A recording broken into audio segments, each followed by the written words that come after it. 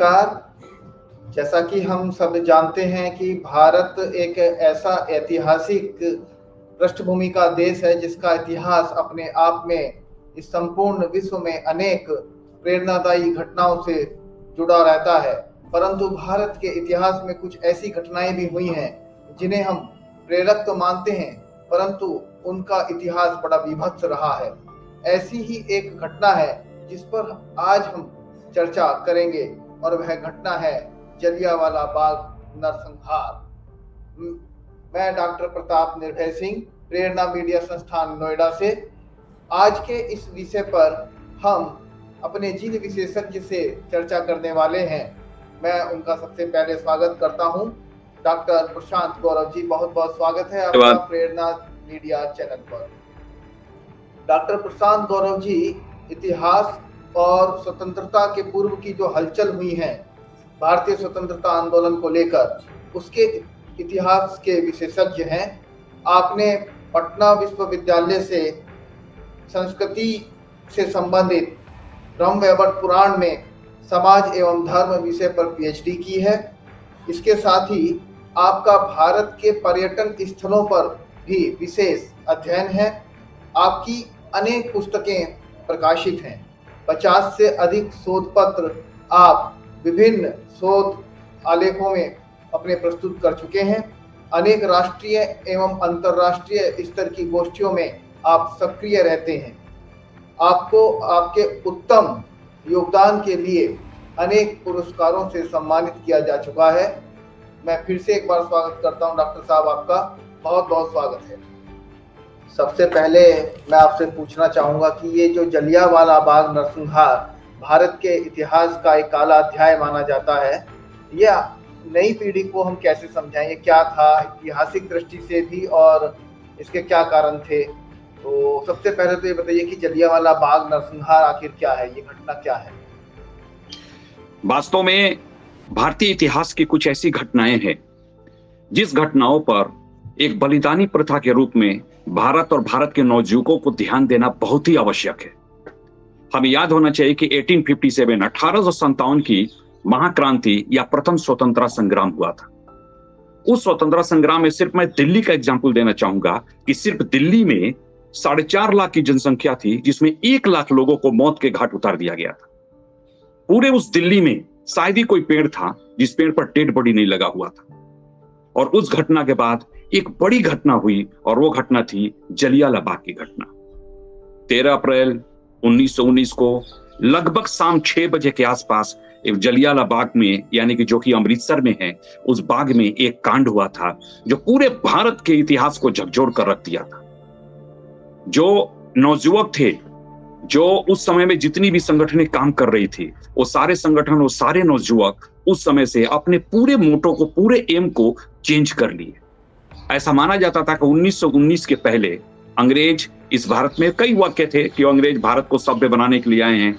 Rudyard Kipling तो clear कहता है कि ये असभ्य लोग हैं, उनको हम सभ्य बनाने के लिए आए हैं। लेकिन वो भूल जाते हैं कि ये वही जगह है जहां बौद्ध धर्म पनपा था, जहां जैन धर्म आगे बढ़ा था, जहां सिखिज्म आगे बढ़ा था, और पूरे विश्व में आज इसकी डंका बज रही है। इसी जगह पर पंजाब में, अमृतसर में जलियांवाला बाग जैसे एक नरसंहार को किया गया था, और उसे आज इतिहास में वो एक कांड के रूप में, एक घटना के रूप में पूरी तरह से प्रसिद्ध है। ऐसा सुना जाता है इस घटना के बारे में कि वहाँ उस अमृतसर के, पंजाब के बहुत से लोग, जिसमें बच्चे भी थे, जिसमें महिलाएं भी थी, बुजुर्ग भी थे, नौजवान भी थे, ये सभी लोग एकत्र होकर शांतिपूर्ण रूप से विरोध प्रदर्शन कर रहे थे ब्रिटिश सरकार के विरुद्ध। तो आप बताएंगे कि ऐसा क्या कारण था कि इनको विरोध प्रदर्शन करने के लिए जो है मजबूर होना पड़ा? किस कारण से वो विरोध प्रदर्शन कर रहे थे और किसका विरोध कर रहे थे? वास्तव में इस चीज को समझने के लिए पहले इसके बैकग्राउंड को हमें समझना पड़ेगा, और इसका बैकग्राउंड काफी दिनों से, काफी लंबे समय से चला आ रहा था। कहा जाता है कि कोई भी घटना एकाएक आती है, ऐसा नहीं होता है। प्रथम विश्व युद्ध शुरू हुआ था 1915-16 में, 14-15 में प्रथम विश्व युद्ध शुरू हुआ था। इस प्रथम विश्व युद्ध में कुछ ऐसी घटनाएं हुई जिस घटना का वर्णन करना यहाँ आवश्यक है। सबसे पहले तो यह था कि वहां पर गेहूं और चावल जो पंजाब के क्षेत्र में उत्पादन होते थे, उस गेहूं चावल का निर्यात काफी कुछ होना शुरू हो गया। लेकिन यहीं पर जूट, कपास और तेलहन की भी खेती होती थी, जिसको प्रथम विश्व युद्ध में इसको कोई वैल्यू नहीं दिया गया। परिणाम ये हुआ कि ये यहाँ पंजाब के क्षेत्र में पंजाबियों के पास जूट, कपास, तिलहन आदि इकट्ठे हो गए थे, जिसको खरीदने वाला कोई नहीं था।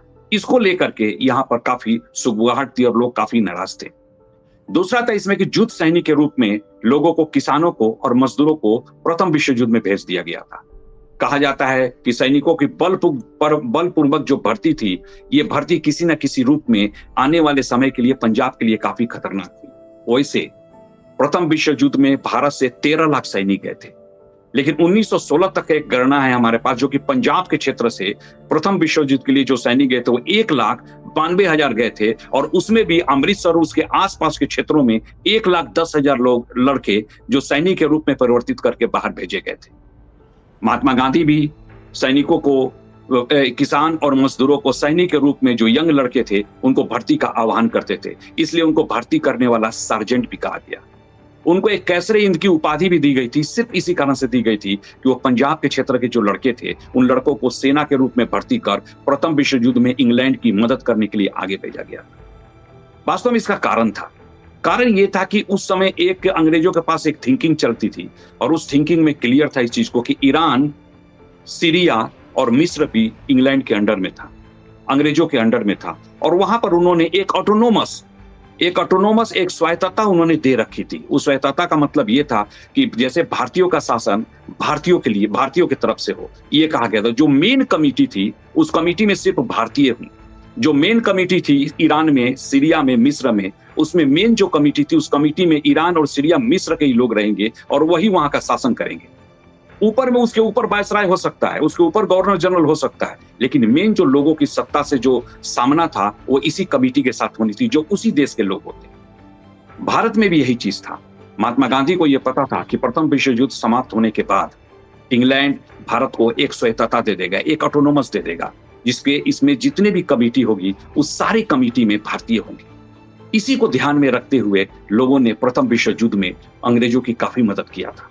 लेकिन जब प्रथम विश्व युद्ध समाप्त हुआ, तो प्रथम विश्व युद्ध समाप्त होने के जस्ट बाद उन्होंने भारत को स्वायत्तता तो नहीं दिया, ऑटोनोमस तो नहीं किया, एक ऐसी कमिटी तो नहीं बनाई जो कमिटी भारतीयों पर शासन करेगी और भारतीयों की होगी, बल्कि बदले में उन्होंने एक नया एक्ट पारित किया, जिस एक्ट को कहा जाता है डिफेंस ऑफ इंडिया एक्ट 1990। वास्तव में ये एक्ट नया नहीं था, ये एक्ट पुराना था, और इस पुराने एक्ट में 1915 में पहले लागू किया गया था, और 5 साल के बाद फिर इसको रिन्यू करना होता था। रिन्यू करने के समय में 2 व्यवस्था सामने आई थी। एक, पंजाब में क्रांतिकारी गतिविधियां बढ़ चुकी थी, और ये क्रांतिकारी गतिविधियां बंगाल में और महाराष्ट्र के बाद आई थी। अंग्रेज अच्छी तरह जानते थे कि बंगाल में जो क्रांतिकारी गतिविधियां आई है और महाराष्ट्र में जो क्रांतिकारी गतिविधियां आई है, इसको अगर शांत नहीं किया जाए तो भारत पर शासन करना बड़ा ही मुश्किल है। और इसी को ध्यान में रखते हुए जब उन्होंने देखा कि पंजाब में भी इस तरह की क्रांतिकारी गतिविधियां सामने आ रही है, तो अंग्रेज पूरी तरह से चौकन्ने हो गए और उन्होंने एक नया एक्ट लागू करने की कोशिश किया, और उस एक्ट को कहते हैं रॉलेट एक्ट। इसी रॉलेट एक्ट में जो व्यवस्था की गई, जो इसके नियम किए गए, उसमें स्पष्ट था कि पीड़ित व्यक्ति को, कोई भी किसी भी व्यक्ति को कभी भी किसी भी समय में गिरफ्तार किया जा सकता है, और जिस व्यक्ति को गिरफ्तार किया जाएगा वो व्यक्ति, पीड़ित व्यक्ति, कभी भी कोई दलील या सफाई देने का उसको मौका नहीं दिया जाएगा। परिवार के किसी भी सदस्य के द्वारा कोई अपील नहीं की जा सकती है। किसी भी ज्यूरी के द्वारा पैरवी में किसी भी वकील को नहीं रखा जा सकता है। इसलिए कहा गया कि इसको लेकर के नो दलील, नो अपील, नो वकील।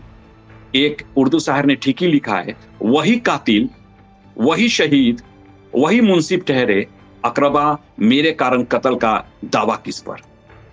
इस रॉलेट एक्ट का काफी विरोध किया गया, पूरे भारत में इसका विरोध हुआ, विशेष रूप से पंजाब में, और पंजाब में भी ज्यादा हंगामा अमृतसर के क्षेत्र में हुआ। उस समय एक वक्त पेपर निकलता था, उस वक्त पेपर में एक कार्टून निकाला गया था, और उस कार्टून में एक सांप का पिक्चर दिया गया था, और नीचे लिखा गया था रॉलेट एक्ट एक काला कानून। तो इसे काला नाग, काला कानून के रूप में ये काफी प्रसिद्ध हो गया। इसको लेकर के लोगों में काफी हंगामा खड़ा हुआ, लोग पूरी तरह से उग्र हो गए। जब किसी तरह का कोई अपील नहीं किया जा सकता था, व्यक्ति को कहां कैद करके रखा जाता था, उसका जुर्म है या नहीं है ये कुछ भी पता नहीं चलता था, बल्कि उसे कैद कर लिया जाता था। पटियाला विश्वविद्यालय के एक प्रोफेसर थे जिनका बीएन दत्त थे, और वो बीएन दत्त का जलियांवाला बाग पर एक समय में बहुत अच्छा उनका रिसर्च था। वो प्राइमरी सोर्सेस से मिले थे और उनसे मिल करके उन्होंने अपना एक रिसर्च निकाला था। उसमें वो लिखते हैं कि एक अफवाह भी फैल गया, और वो अफवाह ये था कि कोई भी व्यक्ति, किसी भी व्यक्ति के घर में अगर कोई डेथ हो जाता है या किसी भी व्यक्ति के घर में कोई शादी होती है, तो शादी के बदले में और डेथ के बदले में 5 रुपये टैक्स के रूप में देना पड़ेगा। 5 रुपये उस समय के लिए बहुत बड़ी रकम थी। परिणाम ये हुआ कि उस 5 रुपये वाले मैटर को लेकर के लोगों में काफी आंदोलन खड़े हो गए, काफी उग्र हो गए, और इतने उग्र हो गए कि उस समय के आम जनता लगभग इस एक्ट को खत्म करवाने के लिए जान प्राण से एक हो गई और सड़कों पे उतर गई। जितने भी उस समय पत्र पत्रिका थे, जो मैगजीन था, वो सारे magazine, Amrita Bazar Patrika, independence, Bombay chronicle, new herald, the tribune, Vijay, Inquilab, Siasat, यहां तक कि वक्त, इन सारे पेपर ने खुल करके रॉलेट एक्ट के विरोध में लिखा। लेकिन आश्चर्य की बात थी, रॉलेट एक्ट के इस विरोध को किसी ने नहीं माना और अंततः रॉलेट एक्ट को पारित कर दिया गया। मदन मोहन मालवीय, जो उस समय केंद्रीय लेजिस्लेटिव काउंसिल के एक सदस्य थे, उन्होंने इसका खूब विरोध किया। 6 घंटा तक इस पर बहस किए, लेकिन अंग्रेज सुनने वाले नहीं थे। वो गोड़ी चमड़े वाले लोगों ने कुछ नहीं सुना और अंततः इस कानून को पास कर दिया। तो ये रॉलेट एक्ट ऐसा कानून था जिस कानून के कारण काफी हंगामा खड़ा हुआ और पंजाब में और विशेष रूप से अमृतसर में लोग उग्र हो गए। आपने बहुत अच्छे विस्तार से बताया कि ये जो वास्तव में जो रोल बैक हम जाते हैं इतिहास में कि किस कारण से ये घटना हुई, तो ये बहुत महत्वपूर्ण था कि किस प्रकार से अंग्रेजी शासन ने अपनी जो है जटिल व्यवस्थाओं के द्वारा किस प्रकार से पूरे भारतीय समाज को दमन करने का एक षड्यंत्र रचा, और उस दमन चक्र के विरोध में ही ये रॉलेट एक्ट वो लाए, और इसके विरोध में ही संभवतः वहाँ पर जो शांतिपूर्ण विरोध के लिए वो भीड़ एकत्र हुई थी, और जिसके लिए वहाँ पर उनको निहत्थे, उन पर गोलियां बरसाकर हत्या उनकी की गई। तो डॉक्टर साहब, आप ये बताएंगे कि उस कांड में, उस नरसंहार में कितने लोग बलिदान हो गए थे? वास्तव में पहले तो इसके जो बलिदान हुए थे, जलियांवाला बाग की जो घटना हुई थी, उस घटना को एक बार समझना आवश्यक है। पंजाब में, अमृतसर में यह घटना काफी आगे बढ़ चुका था। काफी हंगामा खड़ा हो गया, लोग सड़कों पे आ गए, और 2 व्यक्ति इसका खास करके नेतृत्व कर रहे थे। एक सत्यपाल मलिक, डॉक्टर सत्यपाल मलिक, और डॉक्टर किचलू। ये दोनों लोग काफी विरोध कर रहे थे, इनके साथ में और भी काफी लोग थे। तो इस विरोध को लेकर के जो रोड पर हंगामा खड़ा हुआ, सारे लोगों को, पूरे पब्लिक को लेकर के ये सड़कों पे चले आए। इनके आंदोलन को देखते हुए 10 अप्रैल को, जो उस समय अमृतसर का एक डीसी था, उसका नाम था इरविन, और वहां का एक एसपी था जिसका नाम था प्लोमर, इन्होंने डॉक्टर सत्यपाल मलिक और डॉक्टर किचलू को, दोनों को एक मीटिंग के लिए अपने यहां बुलाए। वो जिलाधिकारी निवास पर गए। वहां निवास पर जैसे वो गए, 10:30 बजे उनकी मीटिंग शुरू होनी थी, लेकिन 10:30 बजे मीटिंग के शुरू करने के बदले उन दोनों को गिरफ्तार कर लिया गया। और सबसे बड़ी बात थी कि उन दोनों को गिरफ्तार करके एक को अंडमान भेज दिया गया और एक को धर्मशाला में नजरबंद कर दिया गया। यानी कि इस तरह से उन्होंने आंदोलन को खत्म करने का एक रास्ता, धोखे से एक रास्ता को सोचा उन्होंने, जबकि पब्लिक उनके साथ थी। सारे लोग रोड पर निकल गए। वहां पर पूरे अमृतसर में कटरा जयमल सिंह, हॉल बाजार का जो एरिया था, नेशनल बैंक जहां पर ढेर सारे बैंक थे, उन सारे बैंक का जो एरिया था, कैरिज ब्रिज था, रेलवे स्टेशन था, यहां पर पूरी तरह से हंगामा खड़ा हो गया। डीसी ऑफिस के पास सभी लोग इकट्ठे हो गए। वहां पर प्लोमर, जो कि वहां का एसपी था, उससे लोगों ने पूछने की कोशिश की कि हमारे नेता अभी तक बाहर नहीं निकले, उनको गिरफ्तार किया गया कि क्या किया गया, उनको कहां भेजा गया, आप थोड़ा सा क्लियर करें। प्लोमर इन किसी बातों को नहीं सुना, बल्कि उसने लाठीचार्ज शुरू कर दिया। जब लाठीचार्ज शुरू हुई तब पब्लिक भी यहां से ईंट पत्थर चलानी शुरू कर दी, और ईंट पत्थर जैसे ही चलाई, वैसी एसपी प्लोमर ने गोली चलाने का हुक्म दे दिया, और उस गोलीबारी में कहा जाता है कि 20 लोगों की जान चली गई। अंग्रेज इस बात को समझ गए कि इस आंदोलन को दबाना है, चाहे तो जिस रूप में दबाना है। इस आंदोलन को छोड़ने का मतलब यह हुआ कि क्रांतिकारी आंदोलनों को सह देना, और उन्होंने इसको ध्यान में रखते हुए डायरेक्ट गोली चला दिया। उसमें कहा जाता है कि लगभग 20 लोगों की जान चली गई। लोग उग्र हो गए, उग्र होकर के वो लोग भी हंगामा खड़ा कर दिए। बैंक रोड में कई बैंक था। एक बैंक था नेशनल बैंक ऑफ इंडिया, उसका मैनेजर था एस्टुअर्ट और उसका एक असिस्टेंट था जिसका नाम था एस्कॉर्ट। दोनों को पब्लिक ने पीट पीट कर मार डाला। अलायंस बैंक था, उसका मैनेजर था GM थॉमसन। उसने तो फर्स्ट फ्लोर से ही खड़े खड़े होकर के जो भीड़ थी उस भीड़ पर उसने गोली चला दिया। उसने जैसे उस पर गोली चलाया, पब्लिक अंदर घुस गई और उसे भी मार डाला। एक और बैंक था चार्टर बैंक। चार्टर बैंक के JW थॉमसन उसके मैनेजर थे, उसका सहायक रोज था। मगर इन्होंने किसी तरह का कोई प्रतिक्रिया नहीं की। परिणाम यह हुआ कि पब्लिक ने उसे कुछ नहीं किया। रेल गोदाम का मालिक था, रेल गोदाम था, वहां का इंचार्ज था रॉबिन्सन, उसकी मौत हो गई। रीगी ब्रिज के पास एक सार्जेंट रॉलेंस था, उसकी मृत्यु हो गई। यानी कुल मिलाकर के 5 लोगों की मृत्यु हो गई। ये मृत्यु तो इस संघर्ष में हो सकते थे और हुआ, मगर दिक्कत यह था कि यहाँ पर एक छोटी सी घटना हुई। वो घटना थी कूचा कोड़ियावाला में। वहां 2 लेडीज थी, दोनों नन थी, दोनों नर्स थी। एक का नाम था मार्सेला शेरवुड और दूसरे का नाम था इसाबेल इस्टर। ये दोनों साइकिल से कूचा कोड़िया वाला जगह से जा रही थी। एक गली था, उस गली से दोनों जा रही थी। लोगों ने रुक करके यही पूछा उससे, ये 10 अप्रैल की ही घटना है। लोगों ने रुक करके उससे यही पूछा कि हमारे लीडर को, हमारे नेता को कहां बंद किया गया, उसे क्यों गिरफ्तार किया, तुम गोरे लोग हमारे ऊपर क्यों अत्याचार कर रहे हो। परिणाम ये हुआ कि दोनों लेडीज अपनी साइकिल को छोड़ करके भाग गई और वहां से भाग करके वो घर गई। लेकिन वहां से जाने के बाद एक मीटिंग हुई। उस समय का जो गवर्नर जनरल था, लेफ्टिनेंट गवर्नर जो पंजाब का था, lieutenant governor of Punjab O'Dwyer, उस ओ डायर ने एक मीटिंग किया और मीटिंग करके एक बात तो समझ गया कि ये भारतीय कोई भी आंदोलन करते हैं उसमें दो चीजों का, 2 ग्रुप का ध्यान रखते हैं, एक बच्चों का और एक औरतों का। वो बच्चों और औरतों पर ना कभी पत्थर मारते हैं, ना उनके साथ बदतमीजी करते हैं। लेकिन पहली बार ऐसा हुआ कि इन्होंने लेडीज मार्सेला शेरवुड और उसके साथ इस्डन थी, दोनों को रोक करके कई सवाल किए। उसके साथ कोई बदतमीजी नहीं हुई, सिर्फ सवाल हुए थे।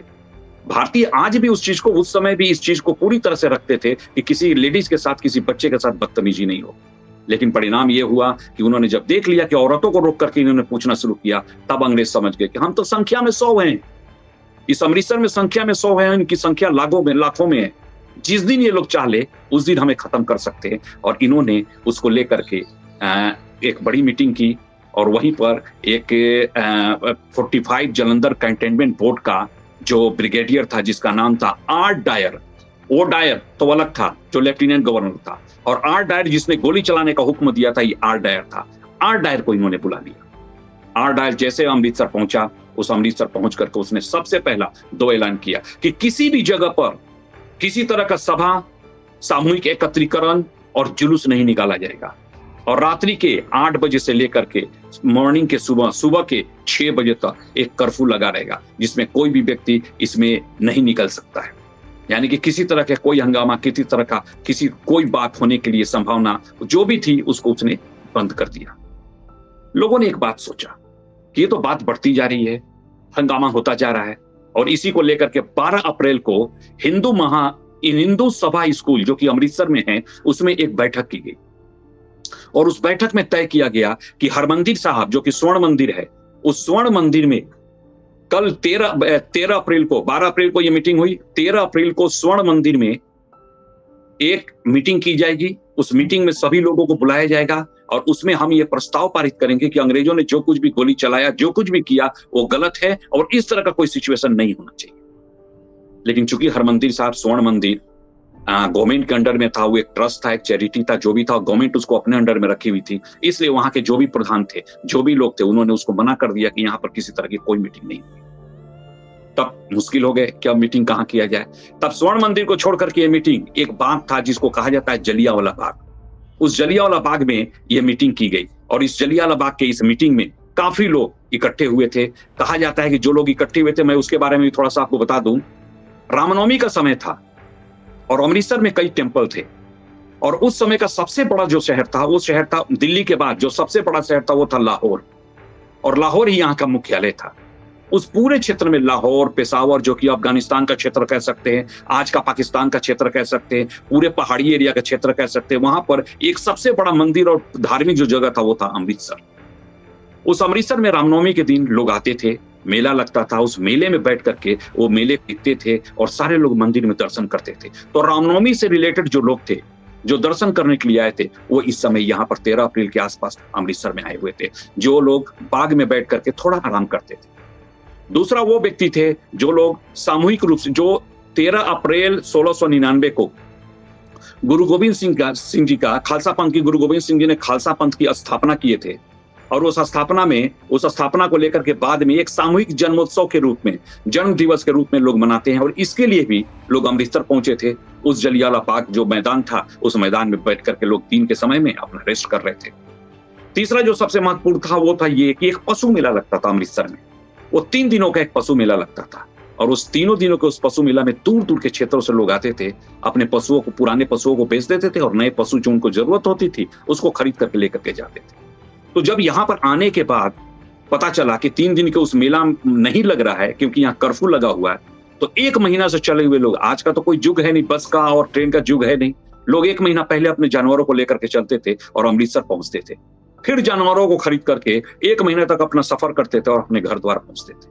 लेकिन जब उन्हें ये पता चला कि यहाँ पर तो कर्फ्यू लगा हुआ, यहाँ पर तो ऐसा कोई सिचुएशन है ही नहीं जिसमें मेला लग सके, तब वो सोचे कि हमें तो वापस लौटना है। और वापस लौटने में 1 आध 2 दिन, 3 दिन, 4 दिन वो लोग आराम करने की सोच रहे। उसी 2-3 दिन आराम करने में वो जलियांवाला बाग के जो कि मैदान था, उस मैदान में वो लोग आराम करते थे, बाहर में अपने पशुओं को बांधे हुए थे।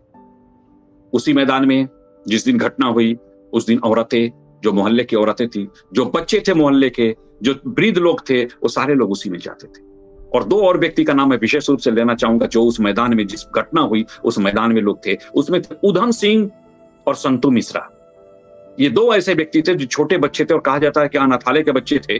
वहीं पर लोगों को पानी पिलाने का काम करते थे, ऐसा काम करते जिसमें लोगों को जो भी मदद हो सके उस मदद को करने की ये कोशिश करते थे।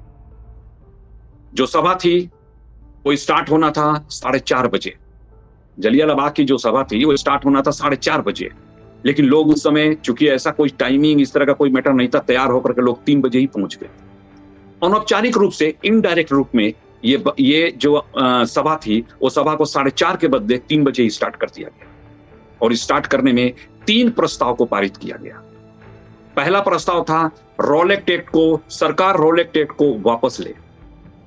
दूसरा था कि जो गोलीकांड में 20 लोग मरे हैं उन 20 लोगों को पर लोग पूरी सभा इसकी निंदा करती है, सरकार को इसके लिए माफी मांगना चाहिए। और तीसरा जो महत्वपूर्ण था, वो वक्त के संपादक थे, जो एडिटर थे उस समय, उनका नाम था दुर्गा दास। उन्होंने एक तीसरा प्रस्ताव पारित किया और उन्होंने कहा कि सरकार ने इतना हंगामा हो गए या जो कुछ भी हुआ, सरकार ने जो हंगामे की पद्धति अपनाया कि लोगों पर डायरेक्ट गोली चलाना, लोगों को मारना, लोगों को गिरफ्तार करना, लोगों को जेल में बंद कर देना, लोगों के बारे में कुछ नहीं बताना कि वो कहाँ उन्हें बंद किया गया है, इन सभी चीजों का जो ढंग था सरकार का, उसका इन्होंने विरोध किया। इस चीज के लिए जलियांवाला बाग में सारे लोग इकट्ठे हो गए।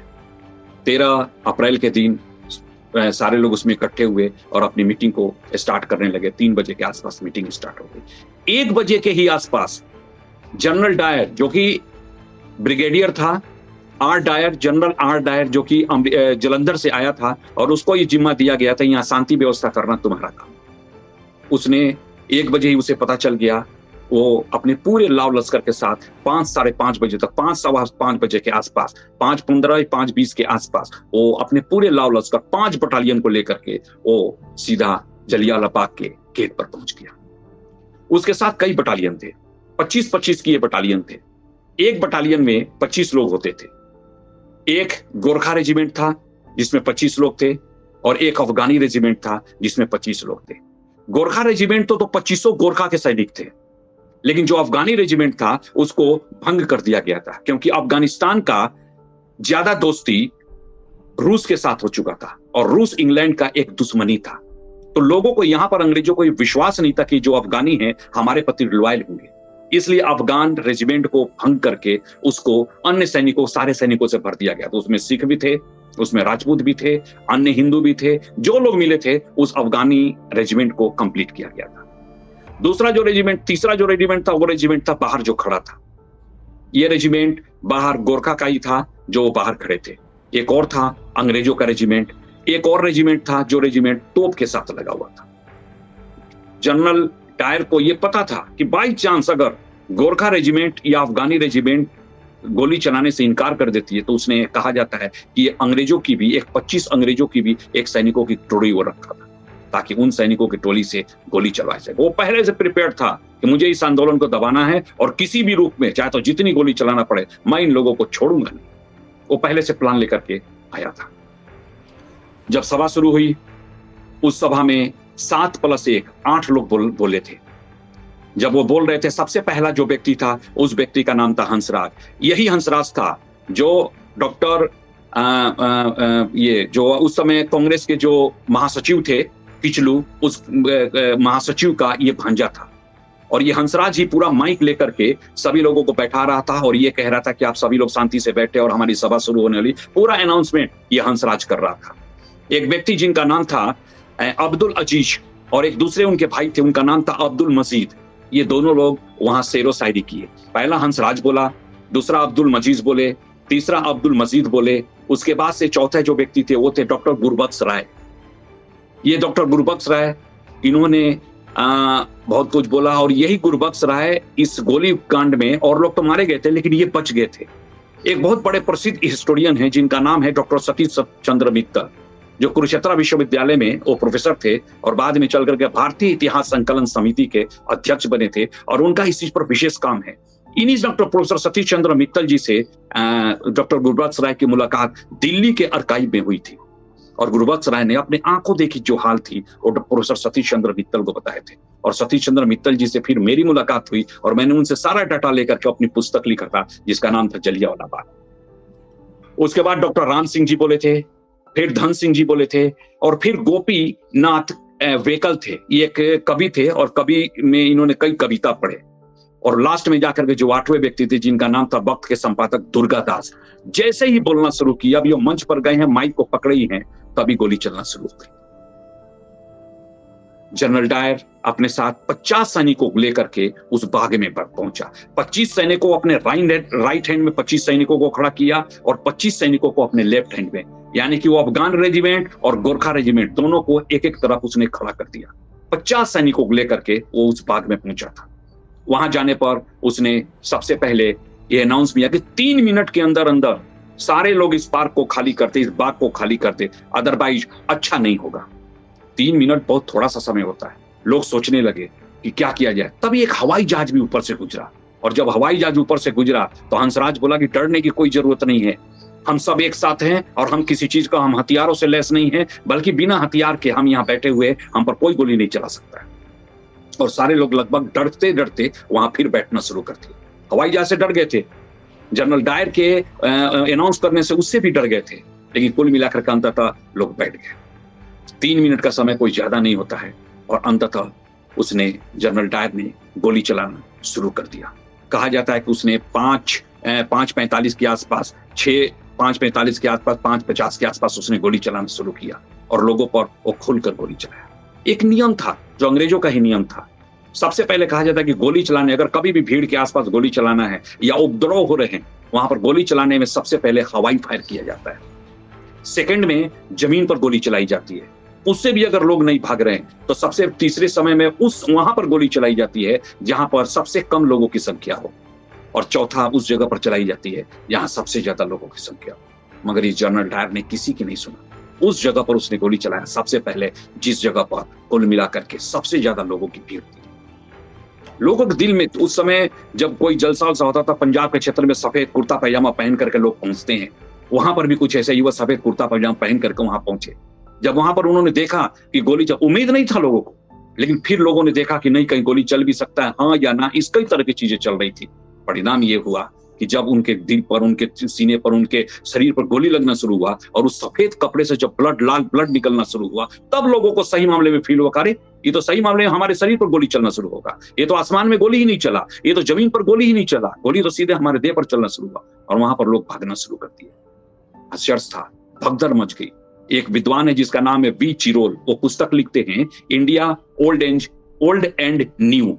उसमें लिखते हैं कि जनरल डायर ने लोगों को चूहेदानी में फंसे हुए चूहे की तरह दौड़ा करके मारा और उसमें 303 का उसने 1650 गोली चलाया था। उस गोली चलाने में लोग भागते रहे उस पूरे जगह पर एकमात्र सकरा रास्ता था, जिसको 7.5 फीट का वो रास्ता था, जिस रास्ते से निकल करके लोग बाहर जा सकते थे। मगर उस जगह पर तो जनरल डायर खड़ा था, अपने सैनिक को लेकर के गोली चला रहा था, उधर तो लोग जा ही नहीं सकते थे। बाकी इसके अलावा कोई भी रास्ता नहीं था। 3 पेड़ थे अंदर में, उन तीनों पेड़ के पीछे जो लोग छिप करके बच सकते थे वो बचे, जिसकी संख्या बहुत ही कम। उसी पेड़ के पीछे छिप करके उधम सिंह और संतू मिश्रा भी बचे थे। उसी पेड़ के पीछे छिप करके गुरबख्श राय भी बचे थे। एक टूटी फूटी वहां मजार थी, उस मजार के पीछे भी बहुत ज्यादा लोग नहीं छिप सकते थे, फिर भी लोग छिपने की कोशिश किए। एक कुआं था, उस कुएं में काफी लोग उसमें कूद गए थे, और कहा जाता है कि उस कुएं से 120 लाशें निकाली गई थी, और उसमें अधिकांशतः स्त्रियों की लाशें थी, बच्चों की लाश थी और कुछ बूढ़े व्यक्तियों की लाश थे। औरत समझ गई कि गोली चलना शुरू हुआ, किधर भागे, उसे कोई रास्ता नहीं सूझा। गोली से बचने के लिए उसके पास सिर्फ एक रास्ता था कि उस जगह पर वहां पर जाकर उस कुएं में कूद जाए, चाहे तो बच सकती, लेकिन बचने का कोई रास्ता नहीं था। पहले तो लोग जो नीचे पानी था उस पानी से मर गए, और उसके बाद से जो लोग उसमें कूदे, उसके ऊपर जो लोग कूदे, उस भीड़ में उस दब करके उस कुएं में लोगों की मौत होती चली गई। एक रास्ता था जिसका नाम था सुल्तान सिंह बिन दरवाजा, जो एकदम पीछे में सामने की तरफ, जहां जनरल डायर खड़ा था उसके एकदम राइट हैंड में सामने की तरफ एक दरवाजा था। उस दरवाजा थोड़ा सा टूटा हुआ था, जहां थोड़ा सा टूटा हुआ था, लोग वहीं से कूद करके भागने की कोशिश करने लगे। वहां भीड़ लगती। जनरल डायर को देखा, उस जगह को देख लिया, उस जगह पर ही उसने गोली चलवाना शुरू कर दिया। जो लोगों को गोली लगा उस तरफ भी जाकर के गिरे, उधर भी लाशों का ढेर लग गया और इस तरफ भी लाशों का ढेर लग गया।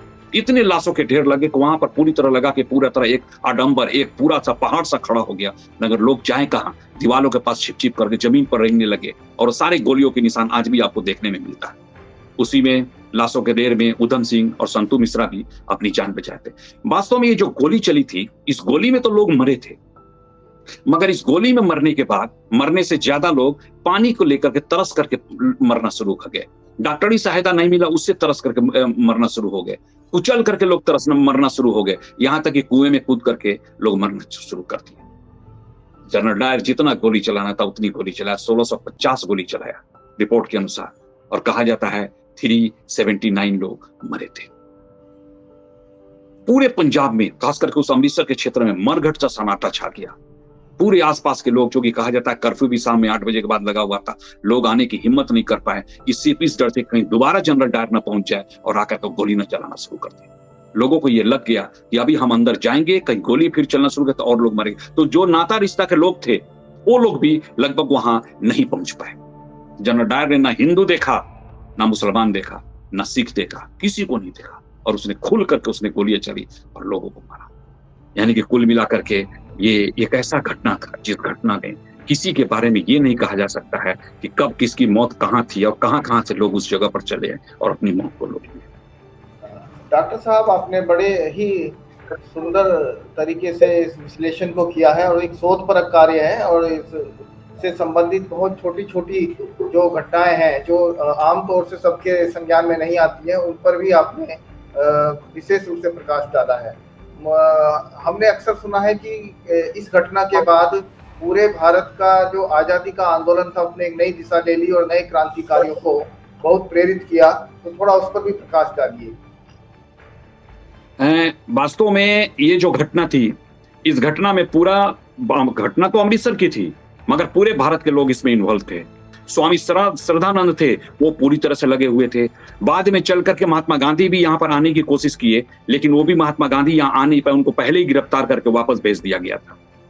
ये एक ऐसी घटना थी जिस घटना ने सिर्फ अमृतसर नहीं, सिर्फ पंजाब नहीं, सिर्फ उत्तर भारत नहीं, बल्कि पूरे भारत ही नहीं, इंग्लैंड के उस संसद को भी हिला करके रख दिया। भारत में एक चीज तो पक्का हो गया कि जो पहले माना जाता था कि अंग्रेज हमारे बीच के लोग हो या ना हो, लेकिन हमें सभ्य बनाने के लिए आए, वो कंफ्यूजन लोगों का दूर हो गया। लोगों को ये अच्छी तरह लग गया कि अंग्रेज अलग ग्रुप है और भारतीय अलग ग्रुप है, चाहे तो कहीं के हो, किसी जगह के हो। कांग्रेस ने थोड़ी सी गलती ये कर दी कि उनसे समझौता करने में, उनसे बात करने में इसमें बहुत देरी कर दी, और हर चीज को आंदोलन के रूप में, ताकि उसका नाम हो, इसको लेकर के वो सामने लाने की कोशिश कर ली, जिसके कारण ये घटना हो।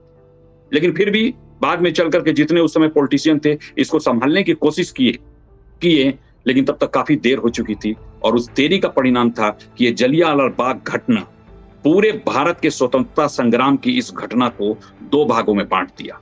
या तो अंग्रेज यहां रहेंगे या तो अंग्रेज यहां नहीं रहेंगे। और उसी समय से आप देखेंगे पूरे क्रांतिकारी जो घटनाएं थी वो लगभग पीक पर पहुंच गई। पंजाब भी क्रांतिकारी घटनाओं में सबसे आगे आ गया, महाराष्ट्र भी था, बंगाल भी था, साउथ इंडिया और आज के डेट में जो अफगानिस्तान और पाकिस्तान का क्षेत्र है उस क्षेत्र में भी जो क्रांतिकारी गतिविधियां थी लगभग बढ़ने लगी और क्रांतिकारियों को यहीं से सपोर्ट मिलना शुरू हो गया। यानी कि गांधी जी का उस थ्योरी को कि किसी न किसी रूप में अहिंसा का हम समर्थन करते हैं, लोग उससे किसी न किसी रूप में थोड़ा सा अलग हो गए और क्रांतिकारियों को सपोर्ट करना शुरू किए। उसी के उपज थे चंद्रशेखर आजाद, उसी के उपज थे अशफाकुल्ला खां, उसी के उपज थे भगत सिंह, और इस तरह से करके पूरे भारत में जो क्रांतिकारी आंदोलन चला, जो सुभाष चंद्र बोस उसको लेकर के आगे तक ले गए और उसमें भारत स्वतंत्र हो। डॉक्टर साहब, आपने बहुत सुंदर विश्लेषण करते हुए आगे बढ़े हैं आपकी किस प्रकार से इस क्रांतिकारी घटनाओं को तेजी मिली, गति मिली इस जलियांवाला बाग नरसंहार से। वास्तव में उन बलिदानियों ने इस राष्ट्र यज्ञ में अपनी बलिदान देकर यह सिद्ध कर दिया कि उनकी ये आहुति व्यर्थ नहीं जाने वाली है और उनकी आहुति से ही जो आने वाली पीढ़ी थी वो अंग्रेजों को भारत से पूरी तरह से बाहर निकाल देने के लिए तत्पर हो गई और आखिर उन्होंने वह कर भी दिखाया। तो आज हम जलियांवाला बाग के उन बलिदानियों को नमन करते हैं, श्रद्धा सुमन अर्पित करते हैं जिन्होंने अपने राष्ट्र के लिए और अंग्रेजों की दमनकारी नीतियों का विरोध करते हुए अपना बलिदान दिया। डॉक्टर साहब, मैं प्रेरणा मीडिया संस्थान की ओर से आपको बहुत बहुत धन्यवाद देता हूं। आपने अपना अमूल्य समय हमारे इस कार्यक्रम के लिए दिया। बहुत बहुत धन्यवाद डॉक्टर साहब। बहुत बहुत धन्यवाद आपका।